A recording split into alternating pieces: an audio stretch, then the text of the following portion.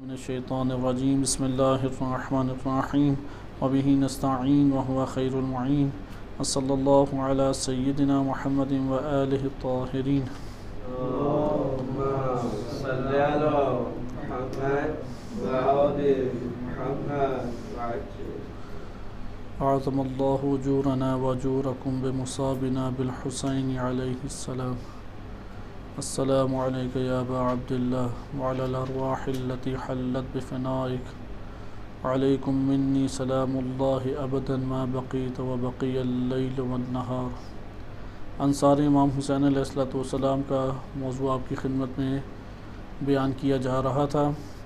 امام حسین علیہ السلام کے اصحاب ہمارے لیے کیونکہ عملی نمونہ ہیں، اس لیے ان کی زندگانی میں ہمارے لیے بہت سارے گوہر اور خزانے پوشیدہ ہیں، جس کی وجہ سے جس کمال تک وہ پہنچے ہیں اس کمال تک اللہ سبحانہ و تعالی اگر ہم نے ان کی اتباع کی تو ہمیں بھی انشاءاللہ تعالی اس کی توفیق عنایت فرما سکتا ہے۔ گزشتہ گفتگو میں تقریباً 4 انصار امام حسین علیہ السلام کا حالات زندگانی و بیان شہادت گزر چکا ہے کہ حبیب بن مظاہر، مسلم بن اوسجہ، ہانی بن عروہ اور انس بن حارث رضی اللہ تعالی عنہم اجمعین، ان کا حالات زندگی آپ کی خدمت میں ذکر ہوئے۔ آج ہم جس شخصیت کو ملاحظہ کر رہے ہیں ان کا نام ہے بریر بن حضیر حمدانی، گول چشمی ہے سے، حمدان جیسے ایران کا شہر بھی ہے۔ ایک دفعہ ہے سے لکھا جاتا ہے، حلوے والی ہے سے، اور ایک دفعہ گول چشمی ہے سے لکھا جاتا ہے حمدانی۔ یہاں پہ حمدانی ہے کہ اب انشاءاللہ تعارف آئے گا۔ بریر، یہ بعض اوقات اردو میں بھی بعض لوگ یہ نام رکھتے ہیں، بریر بن حضیر یا خزیر، ہے ضاد یہ رے، بریر بن خزیر حمدانی، ان کا انشاءاللہ تعالی آج ہم بیان پڑھیں گے، اور ان کی شخصیت کو جو کتب میں وارد ہوئی ہے، معتبر کتب میں، اس کے ذیل میں انشاءاللہ تعالی ان کے حالات کو جاننے کی کوشش کریں گے۔ اس طرف توجہ رہے کہ یہ وہ اولیاء ہیں کہ جو اہل بیت علیہ السلام کے اوپر نچھاور ہوئے۔ کلمہ ولی کئی معنی میں آتا ہے، اولا بالتصرف کے معنی میں بھی آتا ہے، سید و سردار اور آقا کے معنی میں بھی آتا ہے، حاکم کے معنی میں بھی آتا ہے کہ کتابوں میں اور تاریخ میں حاکم کے معنی میں کثرت سے رائج بھی رہا ہے کہ والی لفظ اسی سے ہے۔ انہی میں سے دوست اور محب کے معنی میں بھی آتا ہے۔ زیارت عاشورہ میں باقاعدہ دعا ہے بارگاہ الہی میں کہ اللہ میں تجھ سے سوال کرتا ہوں، کن کی معرفت کی؟ بمعرفتکم و معرفت اولیائکم، کہ اللہم اسأل اللہ، کہ اے اللہ میں تجھ سے بار الہ اسألو، میں سوال کرتا ہوں۔ اب ادھر کس چیز کے بارے میں سوال ہے؟ دعا کس چیز کے بارے میں ہے؟ 2 امور کے بارے میں۔ ایک معرفت ہے آپ اہل بیت علیہ السلام کی، اور دوسری معرفت ہے معرفت اولیائکم، آپ کے اولیاء، آپ کے دوست، آپ کے اصحاب، آپ کے انصار۔ لہذا یہ ہمارے لیے روایات میں اس چیز کا حکم ہے، زیارت عاشورہ میں بھی ہم اس کا بیان پڑھتے ہیں۔ اس لیے اولیاء الہی کی معرفت انسان کو عمل کی دنیا سے قریب کرتے چلی جاتی ہے۔ انسان اپنا جائزہ لے سکتا ہے، اور خواہش انسان کے دل میں پیدا ہوتی ہے کہ کاش میں بھی ایسا ہوں، اور پھر یہ جملہ انسان ادا کرتا ہے کہ یا لیتنی کنت معکم، کاش میں آپ کے ساتھ ہوتا، فافوز فوزا عظیما، اور میں بھی اس بلند ترین مقام کے اوپر فائز ہو جاتا۔ اور یہ بار بار کلمہ واقعی دہرانا چاہیے، دل کی گہرائی میں اسے جاگزین کرنے کی کوشش کریں۔ اگرچہ اولیاء الہی اصحاب امام حسین علیہ السلام بہت بلند رتبہ رکھتے ہیں، ہم تمام کوششوں کے باوجود وہ مقام نہیں پا سکتے، لیکن ان کی اتباع پہ چلتے ہوئے ان کے ساتھ اللہ تعالیٰ محشور کر سکتا ہے ہمیں۔ وہ رحمت الہی، کرم الہی، لطف الہی ہمارے اوپر جاری ہو سکتا ہے کہ ہم ان کی ہمسائیگی کو اختیار کر لیں۔ لیکن ہمسائیگی کو اختیار کرنے کے لیے کیا چیز ضروری ہے؟ جو ہم گزشتہ گفتگو میں ایک ضابطہ پڑھ چکے ہیں کہ صحیح سند روایت ہماری کتب میں وارد ہوئی ہے کہ جس شخص نے بھی اہل بیت علیہم السلام کے ساتھ، ائمہ طاہرین علیہم السلام کے ساتھ قلب سے محبت کی، زبان سے نصرت کی اور عمل سے نصرت کی، تو امام صادق علیہ السلام سے مروی ہے کہ امام فرماتے ہیں کہ وہ ہمارے ساتھ جنت میں اس طرح ہوگا جیسے یہ 2 انگلیاں ایک ساتھ اکٹھی کی۔ اس طرح سے اللہ تعالیٰ اپنے لطف اور کرم کی بنیاد پہ یہ مقام قرار دے گا، اور اسی کے ہم خواہش مند ہیں کہ انسان اہل شرف، اہل عزت، اہل کرامت میں اپنا شمار دیکھنا چاہتا ہے۔ بریر بن خضیر ہمدانی کے بارے میں پہلے ان کا ابتدائی تعارف دیکھ لیں۔ ان کا تعلق قبیلہ ہمدان سے ہے، میم کے اوپر جزم ہے، کیونکہ اردو میں ہمدان زیادہ پڑھا جاتا ہے، اس لیے اس کو صحیح طریقے سے ادا کریں، میم کے اوپر جزم ہے۔ یہ قبیلہ ہمدان سے تعلق رکھتے ہیں۔ قبیلہ ہمدان کی تاریخ بہت قدیمی ہے، بہت پرانی تاریخ ہے، اور اس کے تاریخ کے بارے میں مختلف ہمارے پاس کتب ہیں، آرٹیکلز ہیں، مقالہ جات ہیں۔ آپ قبیلہ ہمدان کے بارے میں آرام سے نیٹ کے اوپر بھی سرچ کر کے کافی معلومات حاصل کر سکتے ہیں۔ میں ایک خلاصے کے طور پہ آپ کی خدمت میں ان کی تاریخ کے چند اہم نکات بیان کر دوں تاکہ معلوم ہو جائے یہ قبیلہ کہاں سے آیا، کیونکہ قبیلے کی بڑی اہمیت ہوتی تھی، لوگ قبائل کی صورت میں زندگی بسر کیا کرتے تھے۔ آج تو جس طرح فوج اور لشکر تیار ہوتے ہیں اس میں حکومت اعلان کر دیتی ہے اور شرائط مسا اخباروں میں چھپ جاتی ہیں اور پورے ملک سے لوگ اس کے لیے اپلائی کرتے ہیں۔ ائمہ اہل بیت علیہم السلام کے دور میں ایسا نہیں ہوتا تھا۔ قبائل کے سرداروں کو حکومت اپنے قریب کیا کرتی تھی، جو بھی والی ہے، جو بھی حاکم ہے، وہ اس علاقے کے قبائل کے سرداروں کو قریب کرتے تھے، اور جو مہمات ہوتی تھی وہ قبائل کے سردار پھر اپنے قبیلے سے ایک لشکر بنا کے دیا کرتے تھے۔ اس لیے قبیلہ ہمدان کی اس اعتبار سے اہمیت بن جاتی ہے کہ اس سے امام امیر المومنین علیہ السلام اور بقیہ ائمہ اہل بیت علیہم السلام، خصوصاً امام حسن و حسین علیہم السلام، انہیں ہمیشہ ایک بڑے پیمانے پہ مدد میسر آئی ہے۔ یعنی ہمدانی قبیلہ ولائی قبیلہ تھا، ولایت امیر المومنین علیہ السلام پہ اعتقاد رکھنے والا قبیلہ تھا۔ ہمدان کی تاریخ بہت قدیمی ہے، اور یہ حضرت عیسیٰ علیہ السلام کے دور سے بھی پہلے تک اس کی تاریخ جاتی ہے۔ حضرت عیسیٰ علیہ السلام، نبی اکرم صلی اللہ علیہ وسلم سے 500 سال پہلے، حضرت سلیمان علیہ السلام سے بھی پہلے، یعنی حضرت داؤد و حضرت سلیمان علیہ السلام سے بھی پہلے تک ان کی تاریخ جاتی ہے۔ یمن سے اس قبیلے کا تعلق ہے۔ اس قبیلے کا بنیادی تعلق کس سے ہے؟ یمن سے ہے۔ نقشے میں آپ ضرور یاد رکھیں، بھی یمن حالت جنگ میں بھی ہے، تو اس لیے بھی آپ کے سامنے اس کا نقشہ ظاہری طور پہ انشاءاللہ ذہنوں میں موجود ہوگا۔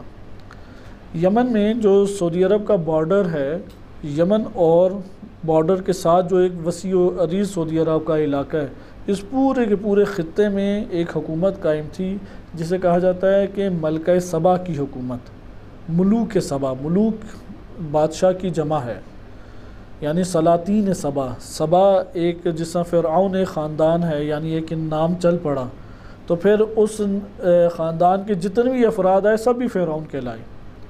مگر مثلا حضرت موسیٰ کلیم اللہ علیہ السلام کے دور کے بادشاہ کو فرعون نہیں کہتے، فرعونہ ایک سلسلہ ہے۔ حضرت یوسف علیہ السلام کے دور میں جو بادشاہ تھا وہ بھی فرعون ہی تھا۔ سارے کے سارے فرعون ظالم جابر نہیں تھے، اکثریت ان میں ظالم جابر افراد کی تھی۔ اسی طریقے سے سرزمین یمن اور سعودی عرب کا جو ملحق ابھی ایریا ہے، ابھی تو وہ گنجان آبا یعنی بنجر اور ایک ویران علاقہ ہے۔ اس بنجر ویران علاقے کے اوپر اور موجودہ یمن کے اوپر ملکہ بادشاہت سبا چلا کرتی تھی، جیسے مغل بادشاہ ہیں اس طرح سبا بادشاہ تھی، بادشاہت سبا کہلائیں گے۔ جیسے پاکستان میں بادشاہت مغل چلی ہے، بادشاہت مثلا سلجوقی چلی ہے، کئی بادشاہتیں ہمارے بر صغیر کے اوپر حاکم رہی ہیں۔ ایران میں سلسلہ بادشاہت کا نام کیا تھا؟ صفوی ایک بادشاہت کا سلسلہ ہے۔ اچھا، اسی طرح شاہ ایران کے نام سے تھا، اس کی بادشاہت کا سلسلہ ہے۔ تو یمن اور ان علاقوں میں جو بادشاہت کا سلسلہ تھا اس کا نام تھا سبا، اور اس کی زبان کہلاتی تھی زبان لغت سبائیہ، یہ عربی زبان سے ہٹ کر ہے۔ یہ اسی طرح چینی زبان کی طرح لکھتے تھے، وہ ڈبے اور تصویریں بنا کے۔ دنیا میں 2 قسم کی زبانیں رائج رہی ہیں بنیادی طور پہ۔ ایک زبان وہ ہوتی ہے کہ یعنی رسم الخط کے اعتبار سے 2 قسمیں بڑی بن جاتی ہیں ہمارے پاس۔ ایک رسم الخط ہے جس میں وہ تصویر بناتے ہیں، کیونکہ اصل زبان لکھنے کا آغاز تصویروں سے ہوا تھا۔ وہ درخت تیزی سے بنا دیا کرتے تھے، مثلا گھر بنا دیں گے، چاقو بنا دیں گے، وہ پھر تبدیل ہوتے ہوتے مختصر ہوتے ہوتے اس طرح کے ڈبے ہو گئے جیسے ابھی چینی اور سنسکرت ہندی زبان لکھی جاتی ہے۔ تو لغت سبائیہ بھی اسی طرح سے تھی، چینی اور سنسکرت کے ڈبوں کی صورت میں چلتی تھی۔ یہ ڈبے کی جو صورتیں ہیں یعنی تصویری رسم الخط جو ہیں، یہ مختصر ہوتے ہوتے حروف تہجی میں تبدیل ہو گئے۔ اب دنیا میں بس 2 ہی طرح کی زبانیں آئیں گی، یا حروف تہجی جیسے رموز ہیں، جیسے ABC الفابیٹک جسے کہتے ہیں، یا جسے اردو میں حروف تہجی اور عربی میں حروف الہجا کہتے ہیں، یہ ہیں بالکل ہی رمزی صورت آ گئی، بالکل ہی رمزی۔ اور ایک اس سے پہلے والا مرحلہ ہے، وہ پہلے والا مرحلہ کیا، وہ صورتیں بناتے ہیں تیزی سے، جیسے چینی جاپانی ابھی بھی زبانیں ہیں۔ اس مملکت میں جو ملکہ سبا بادشاہت سبا کے ذیل میں بادشاہ آئے تھے اور ریاست تھی، اس ریاست کی زبان لغت سبائیہ تھی۔ اس جگہ پہ ایک قبیلہ زندگی بسر کیا کرتا تھا جس کا نام ہے ہمدان۔ یہ جو قبیلہ ہے ہمدان، اس کے اجداد ہیں، انہوں نے جو بادشاہ تھے مملکت سبا یعنی اس سلسلہ سبا کے بادشاہ تھے، ان سے ہمیشہ حالت جنگ میں رہے ہیں۔ یہ ہمیشہ قوت حاصل کرنے کے چکروں میں ہوتے تھے، حکومت لینے کے چکروں میں ہوتے تھے۔ لہٰذا ہمدان کا جو قبیلہ تھا وہ قوت ایک رکھتا تھا زمانے قدیم سے، اور زمانے قدیم سے سیاست اور حکومت کو اپنے ہاتھوں میں لینے کی کوشش کرتا، یہاں تک کہ ایک وقت آیا کہ ملوک سبا، بادشاہت سبا ختم ہو گئی اور بادشاہت ہمدان شروع ہو گئی۔ اتنا اس کا اثر ہوا۔ لیکن جب نبی اکرم صلی اللہ علیہ وسلم کا دور پہنچا تو یہ قبیلہ منتشر ہو چکا تھا، بادشاہت ختم۔ حضرت سلیمان علیہ السلام کے بعد اصلاً کوئی خاص بادشاہت وہاں پہ رہی نہیں، اور بادشاہت تقسیم در تقسیم ہوتی رہی، ہمدان کے ہاتھ میں رہی، پورا نظام سیاسی ان کے ہاتھ میں آ گیا اور پورا نظام حکومت ان کے ہاتھ میں آ گیا، اور انہوں نے باقاعدہ بادشاہت کی۔ لیکن اس کی تاریخ بہت بڑے پیمانے پہ رقم نہیں ہے، لیکن اس سے ہمیں یہ پتہ لگا کہ یہ بڑا خاندان تھا، طاقتور خاندان تھا، سیاسی سوجھ بوجھ اور بصیرت رکھنے والا خاندان تھا۔ نبی اکرم صلی اللہ علیہ وسلم کے دور میں یہ لوگ یمن میں ہی زندگی بسر کیا کرتے تھے۔ ان کا جو قدیمی سلسلہ سیاست اور حکومتی چل رہا ہے، اس کے آثار آج بھی یمن میں موجود ہیں، کہ یمن میں آج بھی جو سیاسی حکمران ہیں بہت سارے، وہ اسی قبیلے سے تعلق رکھتے ہیں۔ اس لیے یمن میں آج بھی یہ سیاسی اور نظامی اثرات وہ ان کے قبیلے سے ختم نہیں ہوئے۔ ابھی تو موجودہ جو جنگیں چل رہی ہیں اور موجودہ جو حالات سیاسی بنے ہوئے ہیں، اس میں ہمدان قبیلے سے تعلق رکھنے والے افراد، سیاسی سوجھ بوجھ رکھنے والے افراد آج بھی موجود ہیں۔ حضرت صلی اللہ علیہ وسلم کے دور میں یہ لوگ ایمان نہیں لائے۔ یمن میں کئی بڑے بڑے قبیلے تھے، مثلا یمن کے میں بعض قبیلوں کے نام آپ کے سامنے لے لیتا ہوں۔ ایک حمیر قبیلہ تھا، قبیلہ حمیری۔ یہ اس قبیلے کے اکثر بیشتر لوگ بھی اہل بیت علیہ السلام کے بارے میں بڑا نرم گوشہ رکھتے تھے۔ اسی طرح ایک قبیلہ مذحج، جس سے ہانی بن عروہ کا تعلق بھی تھا، اور اس کے افراد باقاعدہ کربلا میں بھی پہنچے اور اہل بیت علیہ السلام کے لیے بڑی ان کی قربانیاں، قبیلہ مذحج۔ اسی طرح ایک قبیلہ ہمدان ہے، اور بھی اس کی اور دیگر شاخیں بھی ہیں۔ قبیلہ ہمدان ایک بڑا قبیلہ تھا۔ اسی قبیلے کے ذیلی پھر نیچے خاندان شروع ہو جاتے ہیں، انہی میں سے ایک ہے مشرق۔ مشرق نہیں جیسے لکھتے، مشرق لکھیں، میم کے نیچے زیر ڈال دیں اور رے کے اوپر فتح یعنی زبر ڈال دیں، مشرق۔ جناب بریر بن خزیر کا تعلق مشرق قبیلے سے تھا۔ جناب بریر بن خزیر کا تعلق ہمدانی ہیں، لیکن ہمدانی قبیلے کی شاخیں بہت ساری ہیں۔ وہ جیسے قریش ایک قبیلہ ہے، قریش قبیلے کی بہت ساری شاخیں ہیں، ہاشمی اس میں الگ ہیں، مثلا بنو امیہ بھی اسی میں سے آتے ہیں، قریشی ہیں، اس میں سے وہ الگ ہیں۔ عباسی پھر بنی ہاشم میں عباسی ہیں، علوی ہیں، فاطمی ہیں، بنی ہاشم میں بہت سارے پھر نیچے قبیلے آ جاتے ہیں، شاخیں۔ اسی طرح ہمدان کی کون سی شاخ سے تھے؟ مشرق، اسی لیے مشرقی انہیں کہا جاتا ہے، مشرقی ہمدانی کہا جاتا ہے۔ ہمدان کا قبیلہ جو ہے نبی اکرم صلی اللہ علیہ وسلم کے اوپر ایمان لایا۔ یہ امام علی علیہ السلام کو اکثر بیشتر نبی اکرم صلی اللہ علیہ وسلم نے جہاں تبلیغ کے لیے بھیجا وہ یہی یمن کی جگہ تھی، یہاں تک کہ آخری جو حج ہوا حجۃ الوداع 10 ہجری کو، تو نبی اکرم صلی اللہ علیہ وسلم نے امام علی علیہ السلام کو یمن ہی تبلیغ کے لیے بھیجا ہوا تھا، اور امام علی علیہ السلام یمن سے مکہ سیدھا آئے اور رسول اللہ صلی اللہ علیہ وسلم کے ساتھ ملحق ہوئے۔ لیکن ان لوگوں نے نبی اکرم صلی اللہ علیہ وسلم کے ہاتھوں قبیلہ ہمدان نے، دیگر قبائل نے تو جلدی اسلام قبول کیا، لیکن یہ جو قبیلہ تھا اس نے غزوہ تبوک کے بعد رسول اللہ کے ہاتھوں اسلام قبول کیا۔ غزوہ تبوک کے بعد 9-10 ہجری میں یہ مدینہ آئے اور مدینہ میں نبی اکرم صلی اللہ علیہ وسلم کے ہاتھوں انہوں نے اسلام قبول کر لیا۔ اس قبیلے کی کئی شاخیں ہیں جو پورے جزیرہ عرب میں پھیلی ہوئی ہیں۔ انہی میں سے ایک شاخ جو مشرق ہے وہ کوفہ میں آ کے آباد ہوگی بعد میں، مشرق جس سے بریر بن خضیر ہیں۔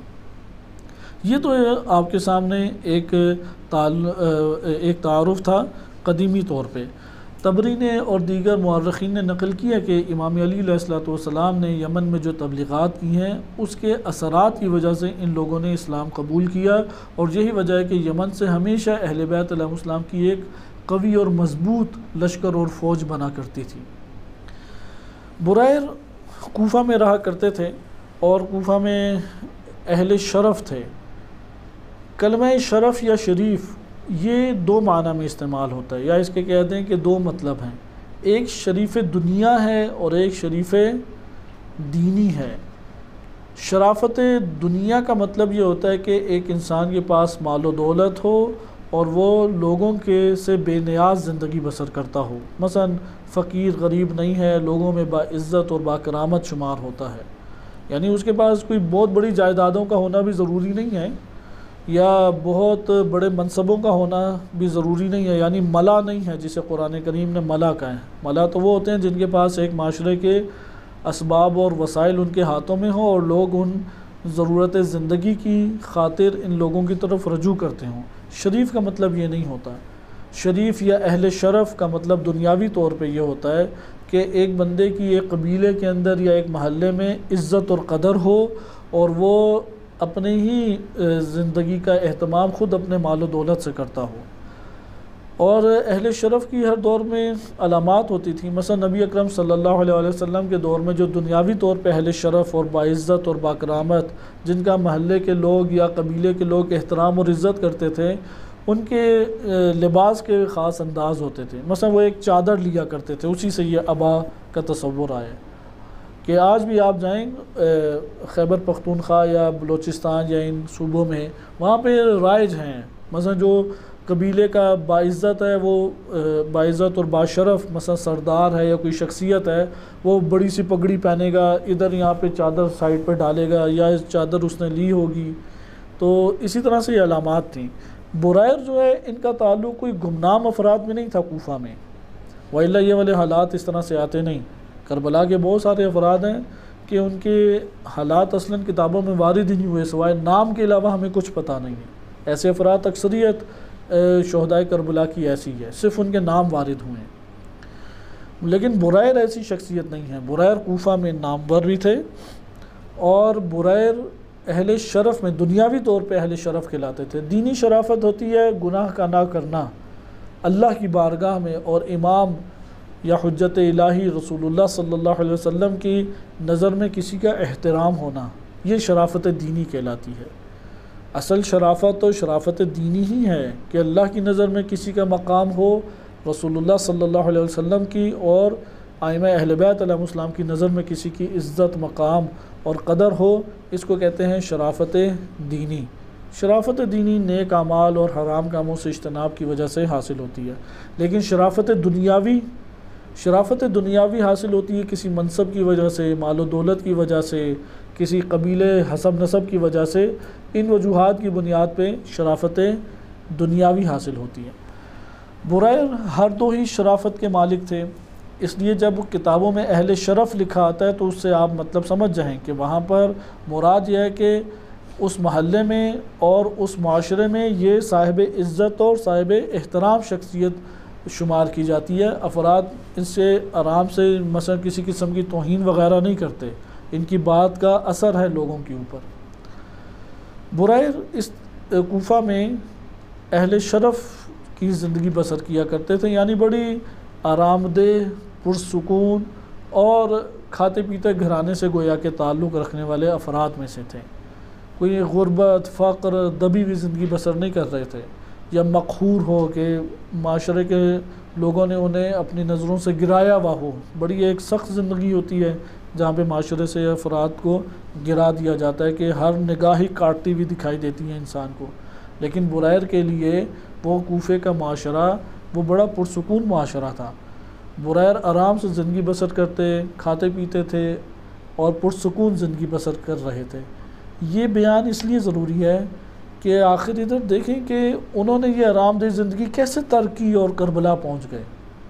ہمارے معاشرے میں تو اصل مسئلہ ہی ابھی یہ ہے کہ کسی کا گھر بار اچھا چل رہا ہو، گاڑی گھر اپنا ہو، صاحب عزت اور صاحب کرامت یا صاحب احترام شمار ہوتا ہو، اور صبح و شام اس کی بہترین گزر رہی ہو، تو وہ سب سے پہلے ہمیں دین کی دنیا سے غائب نظر آتا ہے، کیونکہ اس کے اپنے مشغلے ہوتے ہیں، اپنے میل ملاپ ہوتے ہیں۔ وہ دین کو مجبوری کے لیے سمجھتا ہے کہ یار کوئی آفت آئی تو دین کا سہارا لیں گے۔ مثلا گھر میں کوئی لڑائی جھگڑے آ گئے تو چلو اب رجوع کر لیا، نکاح طلاق کی باری آئی رجوع کر لیا، کوئی موت ہے، دعائیں ہیں، صدقات ہیں، چلو مولانا کو یاد کر لیا۔ ہمارے ہاں کے اہل شرف کی زندگیاں اس سے ہمیں قریب نظر آتی ہیں۔ لہذا بریر کی زندگی کہ وہ کس طریقے سے پہنچے، اس میں ہمارے لیے بہت زیادہ ایک اسوہ حسنہ ہے، کیونکہ وہ بھی آرام سے زندگی بسر کرتے تھے، کھاتے پیتے تھے، سوتے جاگتے میں کوئی مسئلہ نہیں تھا، اور پورے محلے میں، پورے قبیلے میں، پورے معاشرے میں انتہائی عزت دار اور بہترین زندگی بسر کر رہے تھے۔ تو وہ کربلا کی تکالیف کو کیسے جھیل گئے؟ عموماً جو ناز و نام میں زندگی بسر کر رہا ہو اور مطمئن زندگی بسر کر رہا ہو، اس کے لیے تکلیفیں جھیلنا بڑا سخت اور مشکل ہوتا ہے۔ لہذا ایک صفت اہل شرف ہونے کے عنوان سے یہ تجزیہ تحلیل آپ کے سامنے آیا کہ بریر کو کوئی پیچھے سے مالی دباؤ نہیں تھا۔ بریر وہاں پہ کوئی تنگی کی زندگی یا خوف کی زندگی یا خطرات کی زندگی بسر نہیں کر رہے تھے۔ ایک عام زندگی جس طرح سے افراد پرسکون زندگی بسر کرتے ہیں، اس طرح سے تھے۔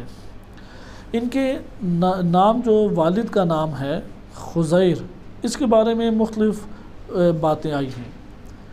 بعض نے ہے سے لکھا ہے حزیر، بعض نے خے سے لکھا ہے خزیر، اور یہی زیادہ ٹھیک ہے، خزیر ہے، خے ہے، ہے نہیں۔ اور بعض نے حسین لکھا ہے، ہے صاد یہ نون، ہے صاد یہ نون، بعض نے یہ نام بھی لکھا ہے۔ اور بریر کا نام بھی بعض کتابوں میں یزید بن حسین آیا ہے۔ بریر بن، یعنی جہاں پہ حسین ہے وہاں پہ کلمہ بریر نہیں ہے، وہاں پہ کلمہ یزید ہے۔ یہ ہوتا ہے کہ جب ناسخ لکھ رہا ہوتا ہے، یعنی کتاب، پہلے کتابیں تو پرنٹ نہیں ہوتی تھی، ہاتھوں سے لکھی جاتی تھی، بلکہ ابھی چند سالوں پہلے تک جب پرنٹر مشینیں نہیں تھیں، پرنٹنگ مشینیں، تو تب تک ہاتھوں سے ہی لکھا جاتا تھا، تو یہ لکھتے ہوئے کاتب سے یہ خطائیں ہو جاتی ہیں۔ اس نے یزید بن حسین لکھ دیا۔ پتہ کیسے لگا کہ یہاں پہ بریر بن خزیر ہے، نہ کہ یزید بن حسین؟ وہ جو نیچے واقعہ نقل ہے، بعینہ ہی یہی واقعہ، یہی کلمات تمام دیگر کتب میں وہ بریر بن خزیر کے نام سے، تو وہاں پہ پتہ لگ گیا کہ یہاں نام میں اس نے گڑبڑ کی ہے۔ تو اس طرح سے یہ ہمارے پاس بریر کے بارے میں آیا ہے۔ تاریخ الکامل فی التاریخ جلد نمبر 3 صفحہ 193 ہے کہ اس تاریخ کو ضرور مطالعہ کریں، یہ بہت اہمیت کی حامل تاریخ ہے۔ ابن اسیر جزری کی 7ویں صدی ہجری سے ان کا تعلق بنتا ہے، اور اردو ترجمہ بھی ہے یہ کتاب الکامل فی التاریخ، اردو ترجمہ بھی ہے، کیونکہ ان کا چناؤ بہت خوبصورت ہے۔ تاریخ طبری بھی یہاں میں ہے، تاریخ کامل، تاریخ ابن کثیر، سب کتابوں کی اپنی خصوصیات ہوتی ہیں، لیکن اگر آپ تاریخ کے فن میں جائیں تو یہ اہم کتابیں شمار ہوتی ہیں۔ اس میں ان کے نام کا تفصیل کے ساتھ تذکرہ ہے، بریر بن خزیر بضم الباء الموحدہ، کہ بہرحال وہ ہم سطور چھوڑ دیتے ہیں کہ جو انہوں نے اعراب گزاری کی ہے اور الفاظ کے ساتھ اعراب بیان کیے ہیں۔ مختصر یہ کہ بریر بن خزیر، یہ نام ہم یاد رکھیں۔ بریر کا تعلق ائمہ اہل بیت علیہ السلام میں سے امام علی علیہ السلام کے خصوصی اصحاب میں ہوتا تھا۔ بعض اصحاب ہوتے ہیں کہ جو آئے ہیں اور استفادہ کر کے چلے گئے، جیسے ہوتا ہے کہ آج کے دور میں علماء، مراجع، مجتہدین موجود ہیں، دیگر ممالک سے یا دیگر شہروں سے لوگ سفر کرتے ہیں، ملاقات کی، چند سوال کیے، زیارت کی، تھوڑا علمی استفادہ کیا، نمازیں وغیرہ ان کے پیچھے پڑھی، چلے گئے، اسے بھی ایک نوع صحابی کہتے ہیں۔ ایک صحابی وہ ہوتا ہے کہ جو مسلسل ان سے تعلیم لیتا رہا، آنا جانا لگا رہا، یہ بھی ایک نوع صحابی ہے۔ ایک صحابی یہ ہوتا ہے کہ جسے اہل بیت نے اپنے قریب خود کیا اور وہ اہل بیت علیہ السلام کے قریب ہو گئے، انہیں کہتے ہیں مخصوص صحابہ، خصوصی ساتھی اور دوست۔ بریر بن خزیر کا تعلق انہی افراد میں سے جو خصوصی اصحاب تھے امام علی علیہ السلام کے، اور امام علی علیہ السلام کے ساتھ جنگوں میں شریک رہے، باوفا اصحاب میں سے تھے۔ امام حسن مجتبیٰ علیہ السلام کے دور میں ان کی زندگی کے حالات ہمیں نہیں بریر کے ملتے، کیونکہ امام حسن مجتبیٰ علیہ السلام نے جب معاویہ بن ابی سفیان کے ساتھ صلح کی تو اس صلح کے بعد مکتب اہل بیت علیہ السلام سے تعلق رکھنے والے افراد کو انہوں نے منتشر طور پہ بکھیر دیا۔ کوئی کوفہ میں گمنام زندگی بسر کرنے لگے، البتہ گمنامی سے مراد یہ ہے کہ وہ اپنے آپ کو عیاں نہیں کرتے تھے کہ ہم نے اس طرح جنگوں میں حصہ لیا اور ہم یہ ہیں فلاں ہیں۔ تب تصویریں اور شناختی کارڈ تو ہوتے نہیں تھے، تو کوئی بھی کسی محلے میں منتقل ہو کے اپنے آپ کو پوشیدہ کر سکتا تھا۔ تو ظاہراً ایسا محسوس ہوتا ہے کہ امام حسن مجتبیٰ علیہ السلام کے یہ ہمراہ تھے، اور امام حسن مجتبیٰ علیہ السلام نے جب صلح کی تو جس طرح حبیب ہیں، مسلم ہیں اور دیگر جانثار و باوفا اصحاب ائمہ اہل بیت ہیں، یہ بھی اسی طریقے سے کوفہ میں خاموشی کے ساتھ منتقل ہو گئے اور اپنی زندگی کا ساز و سامان کرنے لگے۔ اچھا، یہ آیا اہل بیت علیہ السلام سے تعلق اور ربط رکھتے تھے یا نہیں رکھتے تھے؟ یہ بہت ایک اہم چیز ہے۔ ایک واقعہ وارد ہوا ہے، اس سے پتہ یہ لگتا ہے کہ ان کا تعلق اہل بیت علیہ السلام کے ساتھ پوشیدہ طور پہ بھی تھا۔ پوشیدہ واقعات کا جاننا ہمارے لیے بہت مشکل کام ہے، کیونکہ پوشیدہ چیزیں تو عیاں نہیں ہوتی، یا جو خفیہ روابط ہے اس کا جاننا ہمارے لیے ایک قسم کا ناممکن ہے کیونکہ اسے پوشیدہ رکھا گیا۔ لیکن بعض ایسے واقعات ہیں جس سے ایک نشاندہی ہوتی ہے، اشارہ ملتا ہے کہ اس کا تعلق ہوگا۔ مثلا بریر کے بارے میں وارد ہوا ہے ہماری کتب میں، اور تاریخ کی کتب میں وارد ہوا ہے کہ بریر کوفہ میں تھے تو ان کو خبر ملی کہ امام حسین علیہ السلام مدینہ سے مکہ تشریف لے گئے ہیں، مکہ سے مدینہ سے مکہ، اب یہ کوفہ میں ہیں۔ آپ جانتے ہیں کہ کوفہ میں امام حسین علیہ السلام کی اطلاع دینے اور ان کی بیعت لینے کے لیے اور یزید کے خلاف لوگوں کو ابھارنے کے لیے جناب مسلم بن عقیل اور اس کے بعد قیس بن مسار سیداوی ان حضرات کو بھیجا، اور شہید بعد میں یہ ہوئے۔ لیکن مسلم بن عقیل سے نہیں پتہ لگا امام حسین علیہ السلام کے قیام کا، کیونکہ بریر پہلے چلے گئے۔ مسلم بن عقیل تو یعنی ابھی پہنچے نہیں، یعنی اعلان اور بیعت نہیں ہوئی، انہیں صرف یہ خبر ملی ہے کہ مکہ کی طرف روانہ ہو گئے ہیں۔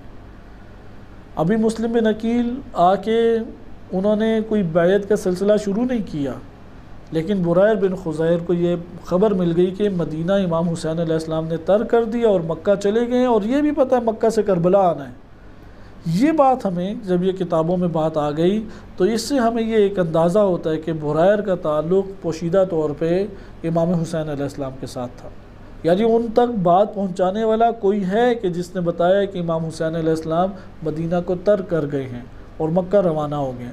تو کوفہ میں سب ساز و سامان بریر نے لپیٹا اور سیدھا مکہ جا کے امام حسین علیہ السلام کے ساتھ ملحق ہو گئے۔ اس طرح سے زندگی کو چھوڑ کے جانا جس کے اندر تشیع کے لیے ایک اسوہ ہے، یعنی انسان دیکھے کہ جب دین کو نصرت چاہیے، دین کو حمایت چاہیے، دین کو مدد چاہیے، تو جا کے پہلے اہتمام نہ کرے کہ پہلے ذہن بنائے اپنی زوجہ کا، ورنہ وہاں سے ہی سب سے زیادہ ریڈیو والی خبریں آتی ہیں اچانک کہ ہمارا کیا ہوگا، مظلومیت والی ساری خبریں وہاں سے انسان کو آتی ہیں، اس لیے ڈر رہا ہوتا ہے کہ گھر میں بتانا کیسے ہے۔ اس کے بعد بچوں کو راضی کرنا، اس کے بعد پھر یہ سوچنا کہ یار گیا میں تو مارا جاؤں گا، پھر اسے اپنے زوجہ، بیوہ اور بچے یتیم نظر آنے لگ جاتے ہیں، اپنے آپ کو وہ حالت زخمی اور زندانوں کی حالت میں اور مصیبت کی حالت میں دیکھتا ہے۔ یہ سارے خیال کی صورتیں اس کے وجود میں دوڑنے لگ جاتی ہیں، وہ خیال میں اتنا گم ہوتا ہے کہ ادھر سے گھر سے باہر قدم ہی نہیں نکلتے، گھر سے اس کے باہر قدم ہی نہیں دین کی نصرت کے لیے نکلتے۔ برائر کو دیکھیں کہ وہ منتظر ہیں کہ اس رخ کو پانے کی کوشش کر رہے ہیں کہ حجت الہی نے جس کو اختیار کیا ہے۔ اگر امام حسین علیہ السلام نے مدینہ کی اپنی بہترین زندگی، پرسکون باعزت زندگی کو ترک کیا، یعنی ادھر عزت دنیاوی مراد ہے، لوگ ادب احترام کرتے تھے، تو اس زندگی کو ترک کیا، برائر نے بھی ترک کر دیا۔ برائر بھی آرام سے نہیں بیٹھے، انہوں نے کوفہ کو ترک کیا اور ترک کر کے مکہ پہنچ گئے۔ اس میں ہمارے لیے سبق ہے، یعنی جو مشکلات برائر کو کوفہ چھوڑتے ہوئے پیش آئی ہیں، وہ ہم سب کو دین کی حمایت کرنے کے لیے جب گھر چھوڑیں گے تو یہ مشکلات پیش آئیں گی۔ کوئی کہے کہ نہیں وہ تو صحابی امام حسین علیہ السلام تھے، وہ صحابی امام حسین علیہ السلام اپنے عمل کی وجہ سے بنے، اپنی معرفت کی وجہ سے بنے۔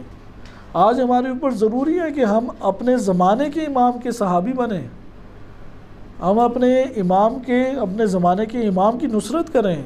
یہ مبارزہ کربلا جاری ہے، حق اور باطل کا مبارزہ۔ آج بھی دین کو مدد چاہیے، آج بھی دین کو حمایت چاہیے، آج بھی دین کی خاطر اپنے گھر بار، اپنے بال بچے، اپنے نفس، اپنی جان، اپنی تمنائیں، اپنی خواہشات اسے چھوڑنا ضروری ہے۔ انسان جب دین کی حمایت کے لیے نکلتا ہے، اسے بھلا بڑی بڑی کون سی چیزوں سے ٹکرانا پڑتا ہے۔ یہ ہمیں سلیقہ اور طریقہ کار امام حسین علیہ السلام کے انصار بتاتے ہیں کہ تمہیں کس کس چیز سے ٹکرانا پڑے گا، لڑنا پڑے گا، اور لڑو ادھر۔ اگر نہیں لڑو گے تو شکست کھا جاؤ گے۔ یہ نہ کہو کہ یار میں کر ہی نہیں سکتا، میرے لیے تو ممکن ہی نہیں ہے۔ اگر یہ ہوتا تو اللہ تعالیٰ تکلیف مالا یطاق دیتا ہے، جس کی طاقت نہ ہو اس کی تکلیف اللہ دے سکتا ہے۔ لا یکلف اللہ نفسا الا وسعها، جتنی وسعت اور طاقت ہے اس سے زیادہ اللہ تکلیف انسان کو کبھی بھی نہیں دیتا۔ لہذا ہم سب کے اوپر ضروری ہے کہ ہم ناصر دین بنیں، ناصر اسلام بنیں، ناصر امام زمان علیہ السلام بنیں، ناصر امام حسین علیہ السلام بنیں۔ اور کیسے بنیں گے؟ جب اپنی اسی مرفہ زندگی کو، اپنی پرسکون زندگی کو بے سکون بنائیں گے، اپنی آرام دہ زندگی کو تکلیف دہ زندگی بنائیں گے، اپنے سکون اور آسانی کی زندگی کو مشقت کی زندگی بنائیں گے۔ اگر یہ مشقت کی زندگی نہ بنائیں تو پھر خوابوں سے تو یہ چیزیں حاصل نہیں ہوتی، صرف قصائد اور فضائل پڑھنے سے تو یہ امور حاصل نہیں ہوتے۔ ضروری ہے کہ انسان دین کی نصرت کے لیے، دین کو حاصل کرنے کے لیے، دین کی مدد کرنے کے لیے، دین کے دفاع کرنے کے لیے اپنے آپ کو مشقتوں میں ڈالے۔ اور کون سی بڑی بڑی مشقتیں آئیں گی؟ سب سے بڑے گھر کا سکون، یہ ایک بہت بڑا ہمارے پاس کہہ لیں کہ ٹکراؤ کی چیز ہے۔ گھر کا سکون، گھر کے سکون میں ساری چیزیں آ جاتی ہیں، زوجہ بھی ہے، بیوی بچے بھی ہیں، گھر میں آرام دہ زندگی بھی ہے، اپنی من مانی کی چیزیں انجام دینا ہے۔ انسان گھر کی مملکت میں آزاد ہوتا ہے، جو چاہتا ہے وہ کرتا ہے، چاہے نمازیں پڑھے، قرآن پڑھے، ذکر پڑھے یا عبادات کرے، یا چاہے حرام امور انجام دے، کوئی روکنے ٹوکنے والا نہیں ہے۔ گپ شپ لگاتا رہے، خاموش پڑا رہے، کوئی کچھ کہنے والا نہیں ہے۔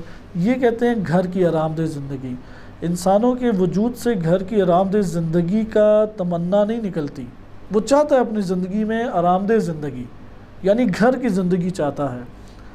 اور یہی گھر کی زندگی جب ٹکرانے لگ جائے اور معنی بننے لگ جائے تو یہ گھر کی زندگی عذاب کہلاتی ہے، کیونکہ اس نے بالآخر تباہ ہو جانا ہے، اس نے چند دن کے بعد فساد کا شکار ہو جانا ہے، خود انسانی بدن کو ہی بیماریاں لگ جانی ہیں، بچے جو ہیں وہ خطرے میں پڑ جائیں گے، مال ہاتھ سے چلے جانا ہے، اس نے بنجر اور ویران گھروں نے ہو جانا ہے۔ یہ تو ٹوٹنا ہی ٹوٹنا ہے۔ لہذا پہلا ٹکراؤ جب دین کے دفاع اور دین کی نصرت اور دین کی حمایت اور دین کے حصول کے لیے انسان کو پیش آتا ہے وہ گھر کی آرام دہ زندگی ہے۔ انسان کو تکلیف ہو گھر بھاگتا ہے، پریشانی ہو وہ گھر بھاگتا ہے، آزادی سے کہیں رہنا چاہتا ہے تو وہ گھر جیسی زندگی کا خواہاں ہوتا ہے اور وہاں پہ ایک اپنے لیے پناہ گاہ ڈھونڈنے کی کوشش کرتا ہے۔ لہٰذا گھر کی زندگی اور کربلا یہ نہیں باہم چل سکتی کبھی بھی، یہ ممکن نہیں ہے۔ اسی لیے یہ تصور ایک بیجا اور فساد کا تصور ہے کہ کربلا کے اندر بھی ایک گھریلو زندگی کا آغاز ہو رہا ہے، جیسے حضرت قاسم علیہ السلام کی شادی کا ایک افسانہ بناتے ہیں کہ حضرت قاسم علیہ السلام کے عقد کا سب سے پہلے بیان آیا 10ویں ہجری میں، آج سے 400 سال پہلے ایک کتاب روضۃ الشہداء کتاب لکھی گئی جو ملا کاشفی نے لکھی، افغانستان سے ان کا تعلق ہے اور ایک خطیب ہوا کرتے تھے۔ ان کا شیعہ ہونا بھی ثابت نہیں ہے، 3-4 قول ہیں ان کے مذہب کے بارے میں۔ اہل بیت سے عقیدت رکھتے تھے، صوفیہ سے ان کا تعلق تھا، تو وہ اہل بیت علیہ السلام کے بارے میں مختلف تقاریر کرتے تھے۔ تو انہوں نے روضۃ الشہداء ایک کتاب لکھی اور 10ویں ہجری سے تعلق رکھتے ہیں۔ اس کتاب سے پھر بعض بزرگان نے حضرت قاسم علیہ السلام کے عقد کی باتیں لینا شروع کر دی۔ 1000 سال تک کوئی خبر نہیں ہے اس کی۔ 1000 سال کے بعد ایک ایسا شخص کہ جس کے مذہب کا بھی نہیں پتہ، وہ روضۃ الشہداء میں ایک بات لکھتا ہے اور وہاں سے ہمارے بعض بزرگان نے وہاں سے لے نہیں پاتے۔ مثلا طریحی ہیں، فخر الدین طریحی جنہوں نے مجموع البحرین لکھی، انہوں نے وہاں سے یہ بات لے لی۔ سید ہاشم بحرانی ہیں، انہوں نے ادھر سے نقل کر دیا۔ اس کے بعد وہ پھر کیونکہ یہ 2 بزرگان بڑی شخصیت ہیں اور 2-3 اور اس طرح سے بزرگان ہیں اخباری جو طرز تفکر کے تھے، انہوں نے اس سے یہ بات لی، اپنی کتابوں میں رقم کی، پھر وہ آگے نقل ہونے لگی، پھر روضۃ الشہداء کو آج کے دور میں ممبروں پہ پڑھا جانے لگا۔ پھر وہاں سے ہمارے پاکستان کے بعض علماء، نامور جو خطیب علماء گزرے ہیں جیسے نقن صاحب ہیں اور بعض دیگر بزرگان، انہوں نے پڑھنا شروع کر دیا اسی کو، اور پھر وہ 20-25 سال پہلے مہندی کی رسم کی صورت میں ایک پھیل گئی۔ اب مہندی کی رسمیں ہوں گی دیگر عرب ممالک میں، کسی نہ کسی قبیلے میں رائج تو ہوگی، لیکن امام حسین علیہ السلام نے وہاں پہ شادی کی اور اپنی بیٹی کا ہاتھ تھام دیا اور بیٹی نے قاسم نکلنے لگے تو ان کا پہلو پکڑ لیا کہ خدا را مجھے چھوڑ کے نہ جائیں، تو قاسم نے کہا میں تو نہیں رہ سکتا۔ ایک عجیب سا افسانہ صورت بنائی ہے۔ موجودہ ہمارے علماء جیسے منتہی الاعمال ہے شیخ عباس قمی رحمۃ اللہ علیہ یا دیگر بزرگان قبول نہیں کرتے اس عقد کو، یا جس طرح حرم میں بھی فقہی مسائل عزاداری کے عنوان سے جو بیان کیے گئے اس میں تنقید کی اس کے اوپر شدید۔ یہ جو گھریلو زندگی کا ایک تصور اور گھریلو، امام حسین علیہ السلام گھروں کو اس طرح آباد کرنے کربلا نہیں آئے، وہ تو جن کے گھر آباد تھے ان کے گھروں کو اجاڑنے کے لیے وہاں پہ پہنچ گئے۔ اجاڑنے سے مراد کیا دین کے لیے قربان کرنا، کیونکہ دنیا کا گھر اجڑے گا تو دین کی رونق آباد ہوگی۔ اگر یہ دنیا کے گھروں کو یہاں پہ ویران نہ کیا دین کے دفاع کے لیے تو باطل اوپر سر اٹھا لے گا، چونکہ دنیا آخر بالآخر ویران ہونی ہے، دنیا نے بالآخر اجڑ جانا ہے، دنیا نے بالآخر ہلاک ہو جانا ہے۔ اللہ نے ایک مہلت کے لیے انسان کو اس دنیا میں بھیجا ہے تاکہ انسان جا تو ایک عمل انجام دے اور پھر رخصت ہو کے اگلے جہان میں چلا جائے، وہ عمل تو اسے دیکھے گا۔ فَمَن يَعْمَلْ مِثْقَالَ ذَرَّةٍ خَيْرًا يَرَهُ، اگر اس نے خیر کیے تو یرا دیکھے گا اسے، اگر ذرہ برابر شر بھی کیا تو اسے بھی دیکھے گا۔ اور وہ لوگ نکلیں گے اسی لیے، یہ جو قبروں سے نکالے جائیں گے وہ دیکھنے کے لیے اپنے اعمال کو نکلیں گے، یعنی وہ دیکھنے والی چیز میں منتقل ہو جاتی ہے۔ اب آپ ادھر دیکھیں کہ یہ دنیا کی حقیقت کیا ہے، وہ دنیا کی یہی حقیقت ہے، ایک جگہ بھیج دیا ہمیں تاکہ جاؤ تم ادھر عمل انجام دو۔ مثلا میں نے ایک عمل اپنے لیے ادھر اس جگہ پہ ایجاد کیا اور برنامہ زندگی بنا دیا، اگلے نے اپنے لیے ایک عمل ایجاد کیا، اگلے نے اپنے لیے ایک اور نئے طرز کا عمل ایجاد کیا۔ اعمال انجام دے کے اگلے جہان میں منتقل ہونا ہے، رہنا کسی نے بھی اس دنیا میں نہیں ہے۔ لیکن کربلا کی جو زندگی تھی وہ وہاں پہ قربانی کی زندگی ہے، جب قربانی دی جائے تو گھر اجڑتے ہیں، آباد تھوڑی ہوتے ہیں۔ لہذا قربانی اگر کامیاب ہو جائے اور حکومت دوبارہ سے آ کے آباد ہو جائے، اس صورت میں گھر دوبارہ سے تعمیرات ہوں گے۔ اور یہی دعائے عہد میں بھی جملہ ہے، وَعَمْرِ اللَّهُمَّ بِهِ بِلَادَكَ، اے اللہ امام مہدی علیہ السلام کے ذریعے سے تعمیر کر دے ممالک کو، وَأَحْيِ بِهِ عبادک، اور امام مہدی علیہ السلام کے ذریعے سے لوگوں کو زندہ کر دیں. یعنی یہ جو چلتی پھرتے عرب ہا خرب ہا لوگ ہیں، یہ لاشیں ہیں، انہیں زندگی چاہیے، نور امامت چاہیے. لہٰذا آپ نے دیکھا کہ بریر کے اس عمل کے اوپر توجہ کریں. یہ جو عمل ہے یہ چھوٹا عمل نہیں ہے کہ ایک دفعہ جانا ہے کوفہ سے کربلا 70 کلومیٹر، اور ایک دفعہ جانا ہے کوفہ سے مکہ 1000 سے اوپر کلومیٹر ہیں، وہ 1000 سے اوپر. آپ ابھی بھی نقشے میں دیکھ سکتے ہیں کوفہ سے مکہ تک کتنا راستہ ہے. اگر مکہ سے آپ صرف بارڈر جو عراق کا بھی بارڈر ہے جہاں تبوک ہے اس کو لیں تو وہ 1000 سے اوپر ہے. یہ تقریباً 1300 یا 1400 کلومیٹر بن جائیں گے تقریباً. ایک بندہ 1300-1400 کلومیٹر پار کر کے مکہ پہنچ جاتا ہے حمایت کے لیے، دین کی نصرت، امام وقت کی نصرت کے لیے. اس نے اپنے گھر بار کو کیسے چھوڑ دیا، بیوی بچوں کو چھوڑ دیا، اپنے آرام کو چھوڑ دیا. اس چھوڑنے میں ہمارے لیے بہت بڑی نصیحت ہے. جو گھر بار کی زندگی اور گھر بار کی زندگی کی تمنائیں ترک نہیں کر سکتا، اس سے قربانی اصلا جنم ہی نہیں لے سکتی. قربانی دین کے لیے، فداکاری دین کے لیے، نصرت دین کے لیے جنم نہیں لے سکتی جب تک وہ گھر کی زندگی کو اپنے وجود کے اندر نہ تباہ کرے. وہ گھر کو حقوق کے اعتبار سے اللہ کی جانب سے، رسول اور امام کی جانب سے آباد کرے. اس کے باطن کے اندر ویران ہے وہ گھر. اس کے باطن میں ہر زندہ نے مردہ ہو جانا ہے، ہر گھر نے ٹوٹ جانا ہے، ہر صحت نے مرض میں تبدیل ہو جانا ہے. اس کو آباد کرے. گھر سے مراد یہ بھی نہیں ہوتا کہ جس طرح ہمارے علاقوں میں اپنے اپنے گھر ہیں. ممکن ہے میرا یہ جو چھوٹا سا بستر ہے یہی میرا گھر ہے. گھر کے لیے اس کی وہ جگہ ہے. ایک فقیر کے لیے وہ درخت کے نیچے جو اس کا آشیانہ ہے وہی اس کا گھر ہے. اس کی ٹوٹل جائیداد وہی ایک پیالہ ہے جس میں ہر چیز ڈالتے ہیں، پیسے بھی ڈالتا ہے، وہ کھانا بھی اسی میں کھاتا ہے، وہ پانی بھی اسی میں پیتا ہے، جسے کشکول کہتے ہیں اسی نہیں ہے. اس میں ہر دنیا کی چیز وہ اسی میں ڈال کے کھاتا ہے. تو اس کا آشیانہ اتنا ہی ہے، اس کی دنیا اتنی ہے.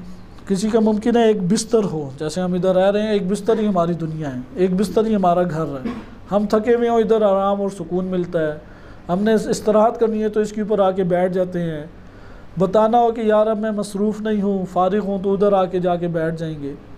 ادھر سے اٹھ کے انسان کا قدم اٹھانا یہ گھر کو چھوڑنے کے مترادف ہے. بہرحال بریر پہنچ گئے مکہ. مکہ میں جب آئے تو اس کے بعد کے حالات ہمارے پاس نہیں ہیں. سفر یقیناً امام حسین علیہ السلام کے ساتھ کیا انہوں نے. سفر مکہ سے جو سفر ہے کربلا تک کا، اس کے حالات بھی کتب میں وارد ہوئے ہیں. کن کن علاقوں سے نکلے کن کن علاقوں میں سے گزرے امام حسین علیہ السلام. صرف اتنا بریر کے بارے میں وارد ہوا ہے کہ حر آ گیا، حر بن یزید ریاحی، وہ پہنچ گیا اور امام حسین علیہ السلام کا راستہ روک لیا. امام حسین علیہ السلام کا راستہ روکا تو امام نے تعارف کرایا، جانتے ہو کہ میں کون ہوں؟ اس نے بھی کہا کہ میں جانتا ہوں. کہا کہ پھر مجھے روکو گے؟ کہا کہ مجبور ہوں، حکم ہے. انشاءاللہ حر کا ہم بیان تفصیلی پڑھیں گے. امام حسین علیہ السلام نے پھر اس کی بات تو نہیں ماننی تھی، نکلنے کی مختلف جگہوں سے کوششیں کی، لیکن جس جگہ سے کوشش کرتے وہ وہاں پہ آ کے روک دیتا. یعنی اتنی حجت تو تمام کرنی تھی حر کے میرے ساتھ چلیں تو وہ چل پڑتے. یعنی امام حسین علیہ السلام وہ کوفہ پہنچنے کی کوشش کریں گے، لہٰذا اس کے مثلا اس طرف وہ حر کھڑا ہے تو ادھر سے وہ رخ پھیر کے جانے کی کوشش کریں گے، یہ گھوڑے دوڑا کے ادھر لے آئے گا. اب امام جہاں سے کوشش کرتے وہاں پہ یہ امام حسین علیہ السلام کے لیے رکاوٹ حر بن جاتا. یہاں تک کہ امام حسین علیہ السلام کا محاصرہ اس طرح سے کر لیا اور انہیں لے کے گئے یہاں تک کہ کربلا کے میدان میں وہاں پہ اتار دیا. کہا کہ اس جگہ پہ آپ رکیں. تو امام نے پوچھا کہ یہ کون سی جگہ ہے؟ کہا گیا کہ یہ کرب و بلا ہے. تو وہاں پہ پھر امام کے کلمات ہیں، دعا ہے. جب وہاں پہ پہنچے تو وہاں پہ بریر کے بارے میں وارد ہوا ہے کہ بریر نے اس جگہ پہ امام حسین علیہ السلام جب کربلا میں محاصرہ کر دیا، ابھی حر ہے، اس کی فوج ہے اور امام حسین علیہ السلام ادھر ٹھہرے ہیں اور تازہ پہنچے ہیں، تو اس جگہ پہ بریر نے اپنی وفاداری کا یقین دوبارہ سے دلایا اور دشمن کے سامنے امام حسین علیہ السلام کی حمایت کی، تاکہ امام حسین علیہ السلام کی حمایت اور ان کے اوپر جان فدا کرنے والے افراد اس کے لیے آیا ہوں اور پریشر پڑے دشمن کے اوپر. لہذا وارد ہوا ہے، میں لحوف سے آپ کے سامنے تیزی سے بیان پڑھتا ہوں۔ ثم وصب الیہ بریر بن خضیر حمدانی، پھر بریر بن خضیر ایک چھلانگ مار کے سامنے آ گئے، یعنی تیزی سے قدم بڑھا کے سامنے آ گئے، اور فقال، اور کہنے لگے واللہ یبن رسول اللہ، قسم بخدا فرزند رسول اللہ، لقد من اللہ بکا علینا، اللہ نے آپ کی وجہ سے ہمارے اوپر یہ احسان کیا ہے۔ مثلا ادھر آپ دیکھیں بریر کی فکر، اسے کہتے ہیں فکر تشیع۔ تشیع کی فکر کیا ہے وہ آج کے ملنگوں سے نہیں ہمیں معلوم ہوگی، وہ آج کے خطیبوں سے پتہ نہیں لگے گی۔ تشیع کی فکر کیا ہے وہ بریر بن خضیر سے پتہ لگے گی۔ فکر تشیع کو پہچانیں۔ آج کے دور میں اگر ہم بات کریں تو اس طرح سے کہیں گے کہ اللہ تعالیٰ نے یا امام آپ کے ذریعے سے ہم پر احسان کیا ہے کہ اللہ نے ہمیں اولاد دی ہے، اللہ نے ہمیں صحت دی ہے، اللہ نے ہمیں رزق دیا ہے، اللہ نے ہمیں مثلا جاب دی ہے، فلاں فلاں کیا ہے، یہ آپ کے مرہون منت اللہ تعالیٰ نے ہمیں سب کچھ عطا کیا ہے۔ ادھر کیا مانگ رہے ہیں، کسے کہہ رہے ہیں کہ احسان اللہ نے آپ کے ذریعے ہم پہ کیا احسان کیا ہے، یعنی وہ نیکی، وہ احسان جس کا میں شکر ادا کرنا چاہتا ہوں اللہ کی بارگاہ میں، وہ کیا چیز ہے جو اللہ نے آپ کی وجہ سے مجھے دے دی۔ مثلا امام رضا علیہ السلام کی ہم پڑھتے ہیں ان کے کلام کو، ان کی وجہ سے توحید کو حاصل کرتے ہیں، ایک چیز ہے جو ہم نے ان کی بدولت لی۔ ہم نے امام رضا علیہ السلام کے توسط سے نبوت اور امامت کا نظریہ لیا ہم نے کچھ۔ ہم ادھر کہیں گے کہ اللہم لقد من اللہ بک یا امام رضا علینا، وہ کیا ہمارے اوپر احسان کیا ہے کہ اللہ تعالیٰ نے ہم پر احسان کیے امام رضا علیہ السلام کی وجہ سے کہ ہم تک دین پہنچا، دین کے احکام ہمارے لیے آشکار ہوئے۔ یا اگر ہم کوئی اور بات کریں کہ امام علیہ السلام کے حرم میں زیارت کے لیے گیا، بارگاہ الہی میں نے وہاں دعا کی تو اللہ نے مجھے اولاد عطا کی، اللہ نے مجھے رزق عطا کی، اللہ نے جاب عطا کی۔ تو یہاں پہ ہم کہیں گے کہ آپ کے توسط سے یا آپ کے برکت سے اللہ تعالیٰ نے مجھے یہ چیزیں عطا کی، عطا اللہ نے کی ہیں، دینے والا ذات اللہ سبحانہ و تعالیٰ کی ہے۔ ادھر بریر کیا کہہ رہے ہیں کہ مجھے کیا عطا کیا، حسین کی وجہ سے اللہ نے مجھے کیا عطا کیا، بہت مہم ہے۔ وہ آگے دیکھیں، لقد من اللہ بک علینا، یا حسین آپ کی وجہ سے اللہ نے ہمارے اوپر یہ احسان کیا ہے، ان نقاتل بین یدیک، کہ یہ احسان ہے کہ ہم جنگ لڑیں آپ کے سامنے ان دشمنوں سے۔ یہ تحفہ جنگ اور جہاد اللہ نے ہمیں عطا کر دیا۔ تقطع فیہ اعضاؤنا، ایسی جنگ لڑیں کہ ہمارے جسم ٹکڑے ٹکڑے ہو کے بکھر جائے، ادھر بچے نا ہمارا جسم۔ ہم تو کبھی بھی آپ خوابوں میں دیکھیں، خیالوں میں دیکھیں، ہم جو جنگ لڑتے ہیں بچ جاتے ہیں یا مارے جاتے ہیں؟ جب خیالوں میں بچ رہے ہیں تو جب حقیقی جنگ ہوگی تو کیسے کہیں گے کہ یار مارے ہی جائیں اچھا ہے۔ خیال میں کوئی نہیں سوچتا مارے جانے کا، تو کیسے وہ کہے گا کہ میں عملی طور میں مارا جاؤں۔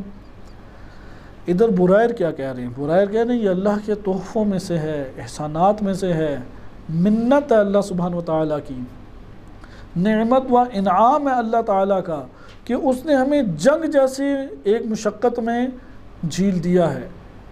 میں اہل بیت کا دفاع کرتے ہوئے اور ان کی نصرت کرتے ہوئے دشمن سے جہاد کروں، یہ اللہ نے مجھے عطا کر دیا۔ میں تو متلاشی اس کا تھا ساری عمر، میں تو نہ جاب کی تلاش میں تھا، نہ رزق کی تلاش میں تھا، نہ صحت کی تلاش میں تھا، نہ گھروں کو آباد کرنے کی تلاش میں تھا، نہ گھروں کے اندر چپکے سے پوشیدہ ہو جانے کی تلاش۔ میں تو اس تلاش میں تھا کب ہوگا کہ حسین موجود ہوں اور میں دشمن پہ حملہ کر رہا ہوں۔ میں ادھر جہاد کرنے کا مطلب کیا، پھر آگے خود بتاتے ہیں۔ جہاد کرنے کا یہ مطلب نہیں امام پیچھے کھڑے ہیں اور وہ وہاں پہ معجزات اور کرامات ہوتی رہیں، ان کی گردنیں اڑتی رہیں اور میں وہ جیسے کارٹونوں میں ہوتا ہے سر پہ سر اڑاتا جاؤں، نہیں۔ تقطع فیہ اعضاؤنا، ایسی جنگ، ایسی لڑائی کہ اس میں زخم کھانے پڑیں، اس میں مجھے تکلیف جھیلنے پڑے، خون میرا بہہ جائے اور ایسے بہہ جائے کہ ٹکڑے زمین پہ بکھر جائیں۔ یہ تو سوئی چبو کے ایک دن دیکھیں گے کتنی درد ہوتی ہے، ہاتھ کٹنے کی تو بہت دور ہے۔ اس سے پتہ لگے گا برائر چاہ کیا رہے ہیں اور کس کو اللہ کا احسان کہہ رہے ہیں۔ یہ ہے فکر تشیع، یہ ہے آرزو شیعہ۔ شیعہ اس کو کہتے ہیں، آرزو شیعہ اس کا نام ہے۔ ثم یکون جدک شفیعنا یوم القیامہ بین ایدینا، پھر ہمارے سامنے آپ کے جد رسول اللہ صلی اللہ علیہ وسلم روز قیامت ہوں اور رسول اللہ کہیں کہ یہ میرے حسین کا مدافع ہے، یہ میرے حسین کا ناصر ہے، یہ میرے حسین کے اوپر جان فدا کرنے والا ہے، میں اس کی شفاعت کروں گا۔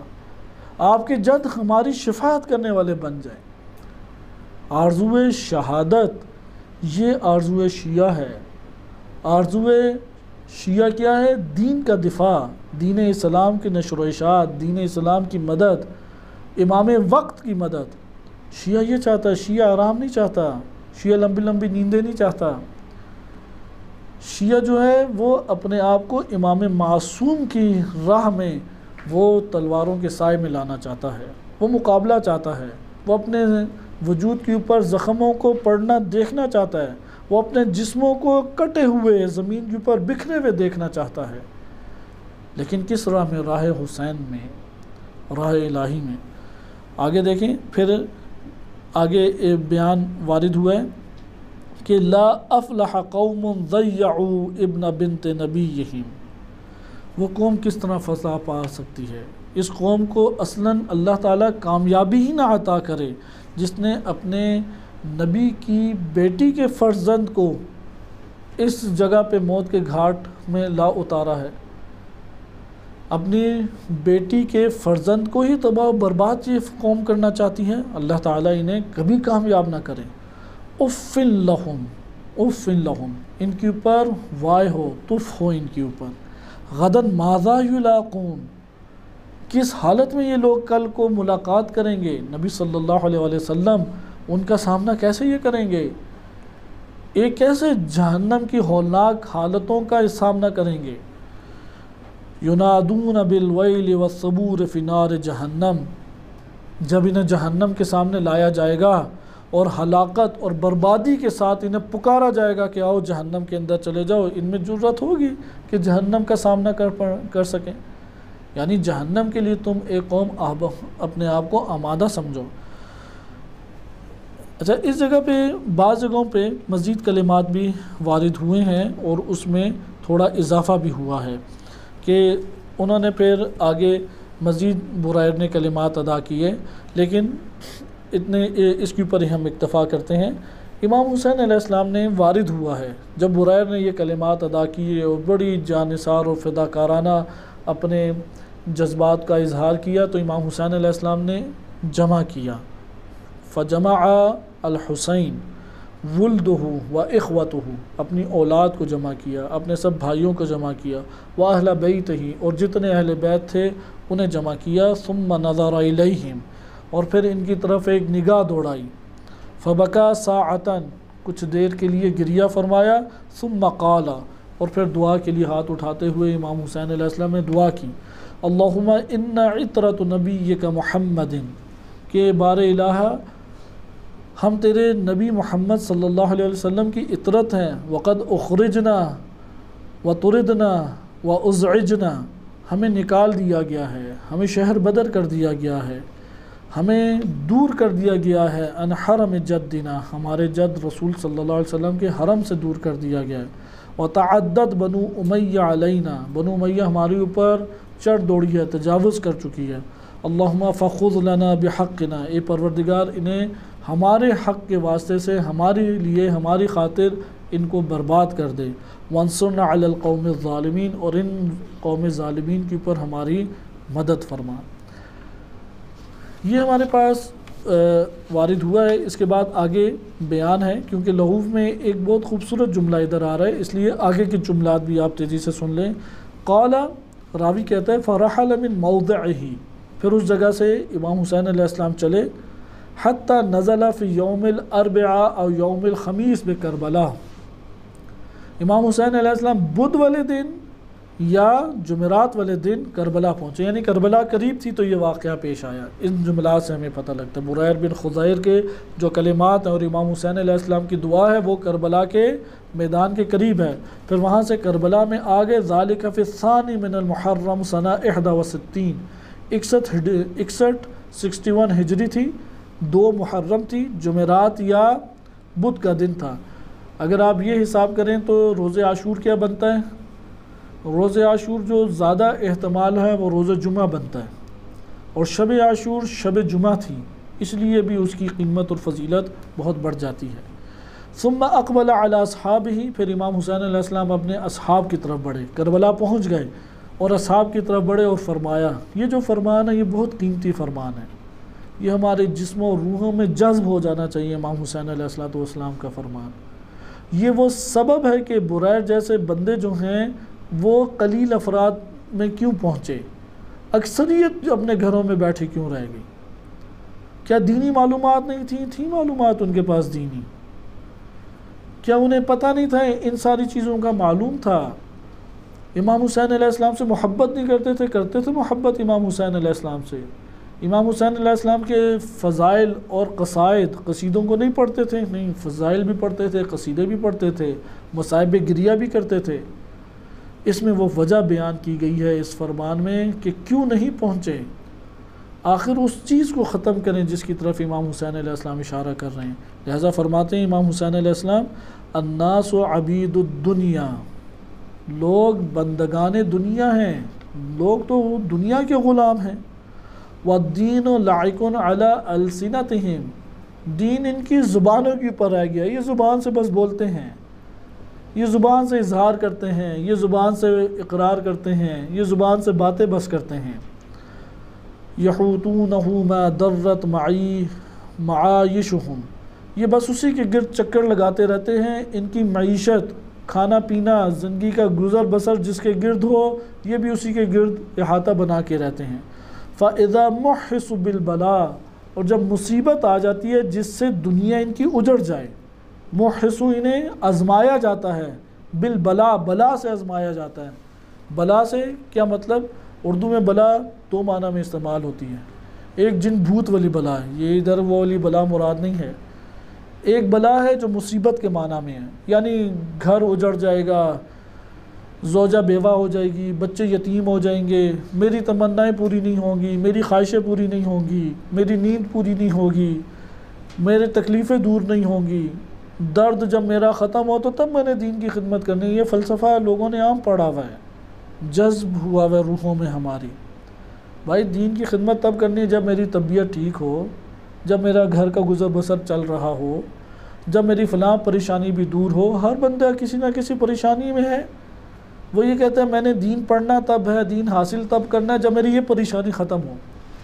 مثلا کسی کا گھر نہیں ہے، کہتے ہیں جب گھر بن جائے گا تو یار ٹھیک ہے میں تب دین آپ سے لے لوں گا، سن لوں گا باتیں۔ ممکن ہے کہ کسی کی مرض ہو، صحت نہ ہو، کہ جب میں صحت یاب ہو جاؤں گا تب دین لے لوں گا، ابھی مجھ سے نہیں یہ پڑھائی شڑھائی ہوتی۔ کسی کی کوئی اور مصیبت ہوگی، کسی کی جاب کا مسئلہ ہوگا کہ ابھی جاب کی ٹینشنیں ہیں، ٹینشنوں کے ساتھ کوئی دین حاصل ہوتا ہے؟ ٹینشن سے کوئی عبادتیں ہوتی ہیں؟ لوگ وہاں پہ گھومتے ہیں جہاں دنیا انہیں لے کے جاتی ہے۔ فَإِذَا مُحِّسُ بِالْبَلَا، جب انہیں بلا کے ساتھ آزمایا جاتا ہے، یعنی انہیں ٹینشنوں میں مبتلا اس لیے کیا گیا تھا تاکہ جا کے آزمائیں اللہ تعالیٰ کہ اب دین کی یہ کرتے ہیں مدد یا نہیں، اب دین حاصل کرتے ہیں یا نہیں، اب دین کی خاطر قدم اٹھاتے ہیں یا نہیں۔ یہ فکر تشیع ہے۔ فکر تشیع یہ نہیں ہے کہ جاب ہو، گھر آباد ہو، بیوی بچے میرے ساتھ ہوں اور اب مولانا صاحب کی بات اثر کر لے تو چلو ٹھیک ہے یار دین کے لیے کچھ کر لیا یا تبرک کے لیے میں نے کوئی سبیل لگا لی۔ نہیں، دین کو تب مدد چاہیے جب دنیا کے لیے آپ کی زحمتیں آمادہ ہوں، جب آپ کی مشقتوں کے ساتھ دنیا حاصل ہو رہی ہو، اسی وقت مشقت کر کے دین بھی طلب کر رہا ہے کہ میری طرف بھی تم توجہ کرو۔ جب انسان ٹینشنوں میں پڑا ہو اسی وقت دین کہتا ہے کہ میری طرف آؤ اور مجھے حاصل کرو اور میرے لیے نصرت کرو۔ آرام اور سکون میں تو نہیں مدد ہوتی دین کی۔ جب انسان کو درد ہو، تکلیف ہو، ٹینشن ہو، پریشانی ہو، مشکل ہو، حالات سخت ہوں، تنگ ہوں، کچھ چاہ رہا ہو اپنے اندر اور اپنے منصوبے بنائے ہوئے ہیں، دین کے نہیں، اپنے منصوبے توڑ، میرے منصوبے کی طرف بھی توجہ کر، مجھے تیری ذات چاہیے، تیرا وقت چاہیے، تیری صلاحیت چاہیے، تیری حمایت چاہیے، تیری نصرت چاہیے۔ اس لیے امام کا یہ جملہ توجہ سے دیکھیں، فَإِذَا مُحِّسُ بِالْبَلَا قَلَّتْ دَيَّانُونَ، پھر دیندار قلیل رہ جاتے ہیں، کیونکہ اصل دیندار تو پہچانا ہی تب جاتا ہے۔ اصل دیندار کب پہچانا جاتا ہے؟ جب مصیبت میں بھی دین کا دامن نہ چھوڑے۔ اصل دوست کب پہچانا جاتا ہے؟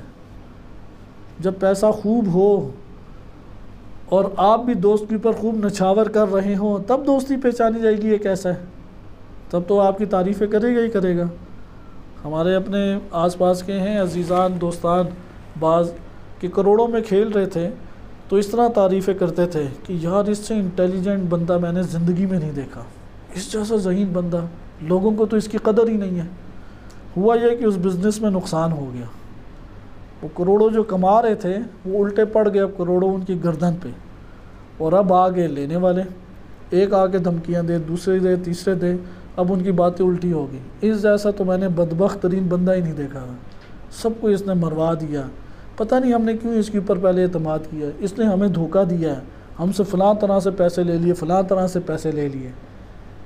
تو جب تک وہ کھلا پلا رہا تھا وہ تو تھے پیسے خوب اس کے پاس، تو تب تو تعریف ہی تعریف ہے۔ قلت دیانون، جیسا دوست پہچانا جاتا ہے مشقت میں، مخلص پہچانا جاتا ہے مشکل میں۔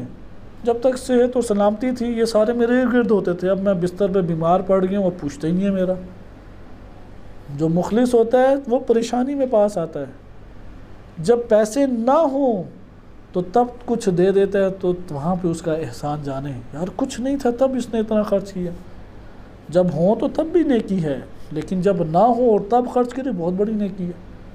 ادھر بھی دینداروں کو اللہ نے پہچانا، دیندار بڑے بنے ہوئے ہیں، بڑے اچھے قط وز کے ساتھ بیٹھے ہوتے ہیں، بڑا نام بنایا ہوتا ہے، شہرت بھی ہوتی ہے، علم کے چرچے بھی ہوتے ہیں، خطابت کے چرچے بھی ہوتے ہیں، لوگ بھی آس پاس ہوتے ہیں۔ اب دفاع کی ضرورت پیش آ گئی، دیکھیں دفاع کرنے کتنے جاتے ہیں۔ اب یہ ضرورت پیش آ گئی کہ دین حق کو پہنچائیں، ادھر لوگ تعریفیں ہی نہیں کرتے، شہرت ہی نہیں ہوتی۔ لوگوں کے اندر جو بدعتیں پھیلی ہوئی ہیں، جو لوگوں کے اندر انحرافی فکر پھیلی ہوئی ہے، اس کے خلاف بولیں، لازمی آتا ہے جب بولیں گے تو لوگ گالیاں ہی دیں گے، لوگ اسے چار سنائیں گے، یہاں پتہ لگتا ہے قلت دیانون، دیندار کم رہ جاتے ہیں۔ یہ امام حسین علیہ السلام کا جملہ تھا، اور یہ برائر کا کربلا میں ورود تھا۔ کیسے کربلا میں دیکھیں برائر بن خزیر وہ وارد ہوئے۔ ہماری زندگی میں یہ شخصیت ہے ہی نہیں۔ کتنے افسوس کی بات ہے کہ کبھی ہم نے برائر کو پڑھا ہی نہیں، کبھی جانا ہی نہیں۔ کیا عظیم شخصیت تھی۔ کوئی برائر مصیبتوں میں رہ رہا تھا کہ یار چلو اس کے پاس پیسے نہیں تھے، اس نے کہا چلو کربلا ہی چلے جائیں، بھوک سے مرنا ہے تو وہ تلوار سے ہی مر جائیں جا کے۔ ایسی صورت تو نہیں تھی۔ ایک شجاع ترین انسان، باوقار، باشرف، مال و دولت رکھنے والا، سرداری رکھنے والا اور عزت اور احترام رکھنے والا شخص برائر تھا۔ وہ مکہ جا کے ملحق ہو گیا امام کے ساتھ۔ اس سے پہچانے کہ تکلیفوں پہ سفر کی تکلیفیں، صعوبتیں، گھر کی تکلیفیں، گھر کا آرام برباد کیا اپنا، اور وہاں جا کے کس طرح سے امام کے اوپر فداکار ہوا۔ اور تمنا دیکھیں، وہ حسین علیہ السلام سے بہت کچھ لے سکتا ہے، یا حسین آپ دعا کریں اللہ اولاد دے، صحت دے، بہت زیادہ مجھے زوجات دے دے، ایک زوجہ نہیں کئی زوجات مل جائیں، لیکن اس نے کیا کہا، یا پروردگار بار الہ، حسین کی برکت سے مجھے قتال مل گیا اور میرے جسم کے ٹکڑے ٹکڑے حسین پہ فدا ہو جائیں، یہ منظر مجھ کو دکھانے کا موقع مل گیا ہے، میں تو تیرا شکر ادا کرتا ہوں۔ آرزو تشیع یہاں سے سمجھیں، اس سے آرزو تشیع، اسی طرح سے حقیقت تشیع اس سے سمجھیں۔ وہ جو قلت دیانون ہیں، وہ جو قلیل دیندار ہیں، یہی شیعہ حقیقی ہیں۔ ادھر دعا کرنی چاہیے پروردگار ان میں میرا نام آئے، ان میں نہ آئے جن کے بڑے بڑے محل ہیں، گھر ہیں، بیویاں پھر رہی ہیں، بچوں سے ان کی اولادیں در اولادیں ہیں، اور بڑی خوب ٹھاٹ باٹ کی زندگی بسر کر رہے ہیں، اس سے متاثر نہ ہو۔ یہ منظر کوئی خوشگوار منظر نہیں ہے، اس کے بھی اتنے بچے ہیں، فلاں کا اتنا مال ہے، اس کی اتنی گاڑیاں ہیں، یہ منظر خوبصورت ہے۔